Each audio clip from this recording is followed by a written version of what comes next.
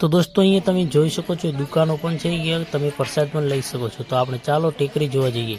કેટલી મોટી ટેકરી છે યાર, અહીંયા અહીંયા હા એ ચડવું પડશે, એ દર્શન કરવાના છે અમારે, પછી ટેકરી જોવા જઈએ। એ મંદિર છે, સુંધા માતાનું મંદિર થોડું આગળ છે, ત્યાં તો દર્શન કરી લીધા। ત્યાં તો ફોટા વિડીયો બનાવવાની ઘણી બધી મનાઈ છે, કોઈ પણ બનાવી નથી શકતું। તો જુઓ અહીંયા તમે, અહીંયા માટીની જે ટેકરી તમને દેખાઈ રહી છે, જુઓ એ જે માટીની ટેકરી છે લગભગ 1 કિલોમીટર ઊંચી છે। આ જે પહાડ દેખાય છે, પહાડની સાથે સાથે માટીની પણ ટેકરી છે। જુઓ અહીંયા અમે ચડવાની કોશિશ કરી રહ્યા છીએ। ઓ માય ગોડ,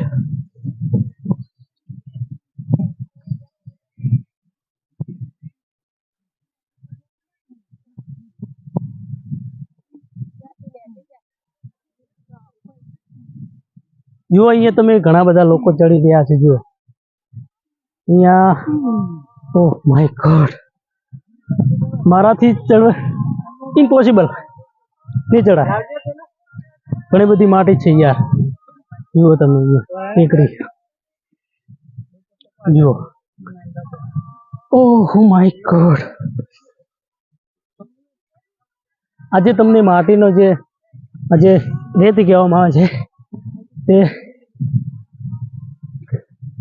ઘણો વર્ષોથી આની આ પોઝિશનમાં છે, તે નીચે ધસતી નથી, આની રીતની છે। તમે જુઓ એ ઘણા લોકો ચડે છે, તમે જોઈ શકો છો। જે લોકો ચડી રહ્યા છે તે માતાજીનું નામ લઈને ચડે તો કોઈ તકલીફ નથી પડતી, જોઈ શકો છો। અમે પણ ચડી ગયા ઉપર, જુઓ અહીંયા ઘણા લોકો ચડી રહ્યા છે, ઘણી મુશ્કેલી પણ પડી રહી છે। હા, તો તકલીફ તો પડવાની જ ભાઈ, તકલીફ સિવાય કઈ છે જ નથી। તો ઘણા લોકો થાકી જાય છે। જુઓ અમે ટેકરી ઉપર તો ચડી ગયા, પણ ઘણી બધી મુશ્કેલી તો નથી પડી, માતાજીનું નામ લઈને ચડ્યા હતા।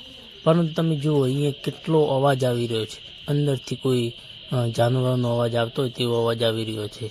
તો સવાસ તો ચડી ગયો છે ચડતા ચડતા, તો પણ ચડવું તો પડે જ નહીં, માતાજીનું નામ લઈને ચડીએ તો કોઈ તકલીફ નથી પડતી। જોઈએ કેવો ગાઢ જંગલ જોવા મળી રહ્યું છે આપણને, ઘણા બધા પહાડો દેખાઈ રહ્યા છે અહીંયા, જે પાછળના ભાગમાં તમે એકલા પહાડ જ જોવા મળે છે, બીજું કંઈ નથી।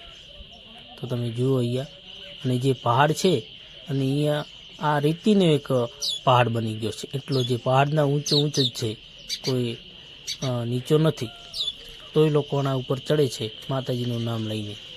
જુઓ ગાઢ જંગલ છે, એ જે નીચે ગાઢ જંગલ તમને જોવા મળે છે ત્યાં લોકો બકરા પણ ચરાવતા હોય છે, ઘેટા બકરા। અને આ તમને જંગલ જેવો દેખાય તે એવો કોઈ કિસ્સો નથી બન્યો કે અહીંયા કોઈ જાનવર આવ્યું હોય, તો માતાજીનો પ્રતાપ છે, કોઈ જાનવર નથી હોતું અહીંયા। તો દોસ્તો બસ વિડીયોમાં આટલે આપણે એન્ડ કરીએ, જરૂરથી અહીંયા તમે મુલાકાત લેજો।